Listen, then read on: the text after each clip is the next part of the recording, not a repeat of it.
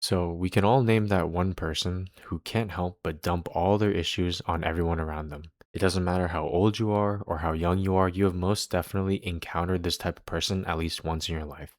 Constantly yapping about how messy their love life is or how miserable they are with their job. And it's their mission to turn their problems into yours. And you, of course, being the selfless, courteous person that you are, you shelved all the problems plaguing your life at this current moment to help out this person because you care about them and you have history with them and you want to pull them out of the dirt. For many people, this may have just been a one off thing and they may have just been off their game and needed help and support at that moment. That's one thing. But for some people, your generosity will be seen as a weakness and they will continue to treat you as their therapist and their punching bag. This is the worst type of person to keep in your life. I call them the damsel in distress or the constant negative Nancy, someone who constantly spreads their problems and negativity to those around them.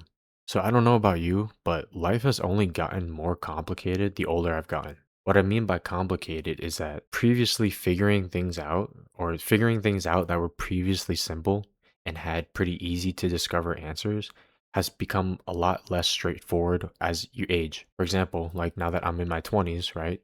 Being happy now has logistical elements, like knowing what makes you happy, finding the time and money to do that, and balancing it with other responsibilities like jobs and bills and relationships. It requires a lot more active effort compared to when we were kids and it just came naturally. When we were kids, right, we just wake up and there's rainbows in the sky and there's unicorns flying from the ceiling.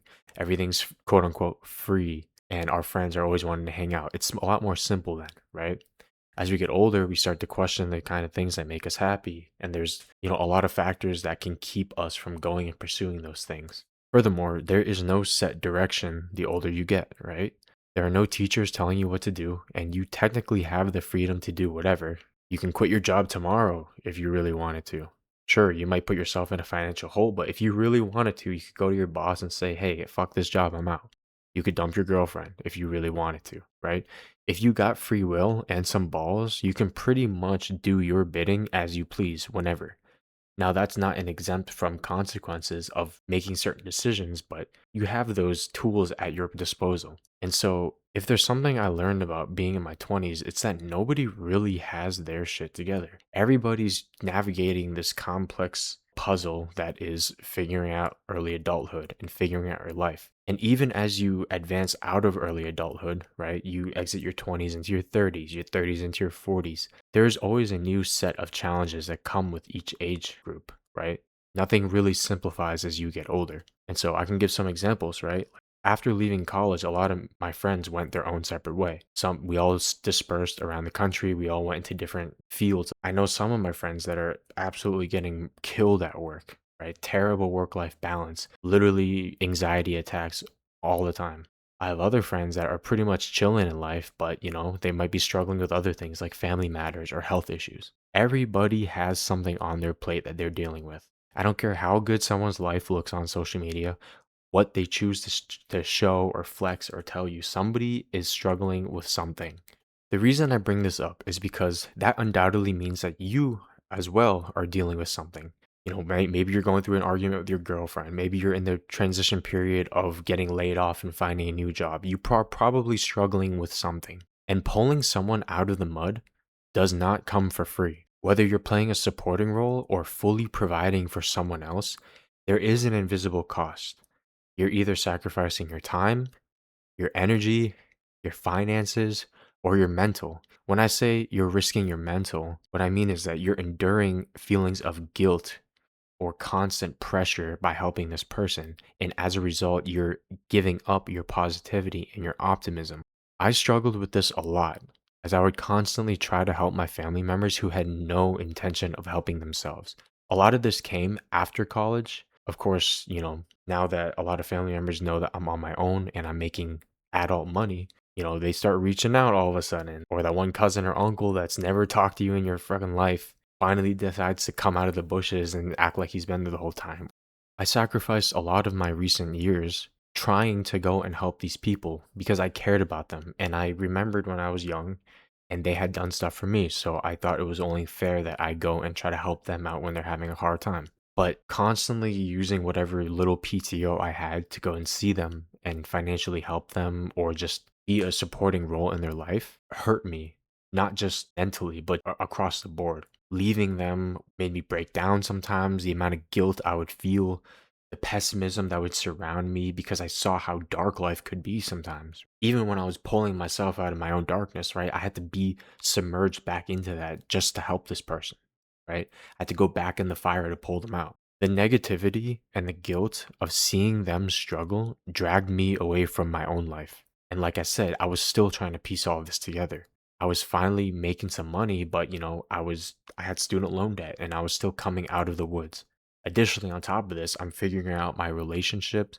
I'm trying to figure out what my long-term life goals are. And, being alone in a new city all by yourself, trying to make new friends and see where you fit in, that isn't a simple task by itself. I don't want to throw any family members under the bus, but a lot of people that seemingly had their stuff together when I was home, once I had moved far away to handle my own career, it seems like life for them just kind of took a tumble, right? And I was their punching bag. I was their saving grace. Whenever I would get phone calls, it would be nice to hear from them, hoping that it would be a time to catch up and to share what was going on with their lives. But it ended up just turning into a trauma dumping session where they were just telling me about how bad their life was, right? And I'm just sitting there on the other side of the phone listening, whether I just got out of a breakup or whether I just left work, had the worst day of my life, stressful day of my life, whatever it was. I had to sit there and be there for this person. And it's not that I don't want to be there for them, because of course you love them, but sometimes you just don't have the bandwidth to handle that. Now, I say this coming from a selfish perspective, but I want to make a clear distinction that I'm not referring to people going through lows. As I mentioned earlier, everybody struggles in life. Now, later, before it happens, right? That's just life. And I don't think there's anything wrong with helping and supporting the people that you love. What I'm going to say is that people that don't want to help themselves is the important distinction to make. I think being completely self absorbed will isolate you and not in a good way. Relationships always require some sort of sacrifice from both parties, ebbs and flows. If my best friend or my mom are truly struggling, I'm willing to give up a piece of me to help them get a piece of themselves back. But if I'm the only one lifting, it isn't sustainable or beneficial to either party for me to keep giving it my all while they give nothing. People become reliant, people become comfortable, and they recess into an almost childlike state where they expect everything fed to them. Think about that episode of SpongeBob where Squidward quits his job and becomes homeless. So SpongeBob, of course, lets him stay with him for a while. But then you fast forward like months later and he's not grateful anymore. Now he's totally abusing his kindness and turned basically degraded SpongeBob into his servant. I know it's a kid show, but like that's a perfect analogy and lesson for this kind of example. Life will try to ruin your mental state if you let it. In this case, life are those people. So this means that as you age and life becomes more busy and more convoluted, protecting your peace becomes increasingly important.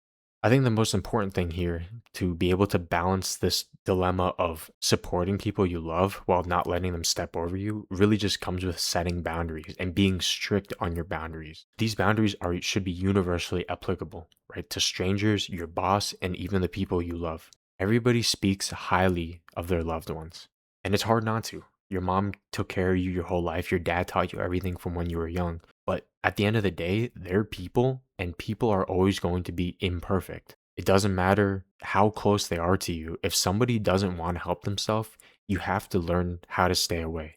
And you have to learn to be harsh sometimes.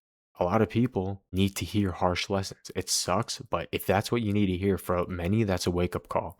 It's not your job to be a savior, and there's a fine line between supporting and just dragging someone. Support those that you care about and cut your losses on those who just simply want to be saved. As I mentioned before, moving a dead weight will strain you more than anything. And some people need to hear it how it is, right? Put them in their place, call them out on their BS. If you see someone self destructing, you'd be a worse friend to let them continue than to slap them into line. I don't care if they cry. I don't care how sensitive they are. If you just let somebody do something, whether you know that they're just wrecking themselves, you don't care about them. And then lastly, learn to be selfish. If there's anything you learn from this video, it's learn how and when to be selfish. Set those boundaries, protect those boundaries no matter who's on the other side. This will save you time, this will preserve your mental state, and this will protect your optimism so that you can continue living your life.